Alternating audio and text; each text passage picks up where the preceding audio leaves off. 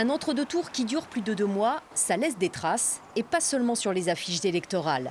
À Nantes, on s'attendait et on s'attend toujours à une fusion des listes entre la maire sortante socialiste, Johanna Rolland, arrivée largement en tête au premier tour, et son adversaire écologiste. Mais personne en mars n'aurait imaginé l'alliance proposée par la candidate En Marche, monter une liste unique qui réunirait plusieurs candidates, une version locale de l'Union nationale.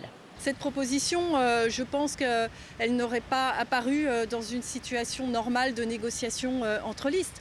Le Premier ministre a annoncé on fait le second tour. Jusqu'ici, les oppositions travaillaient ensemble pour gérer la crise. Et du jour au lendemain, on se retrouve dans des oppositions et dans des négociations de postes et de listes que l'on peut voir habituellement. Ça n'a pas de sens. La crise est toujours là.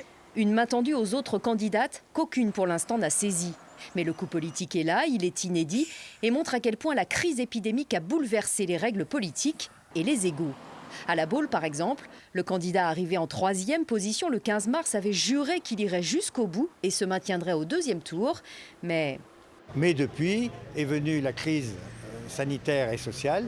Et donc je pense que tout l'environnement a changé et que cette élection doit prendre en compte ce changement de paradigme. Il faut oublier les guéguerres politiciennes, parce que ce n'est pas le moment. J'ai vécu beaucoup de crises dans ma vie et il y a un moment, il faut bien voir qu'il faut savoir s'unir pour faire en sorte de sortir de ces crises.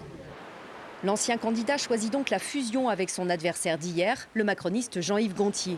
Une alliance qui relance la campagne face à celui qui était présenté comme favori, Franck Louvrier, ancien conseiller en communication de Nicolas Sarkozy.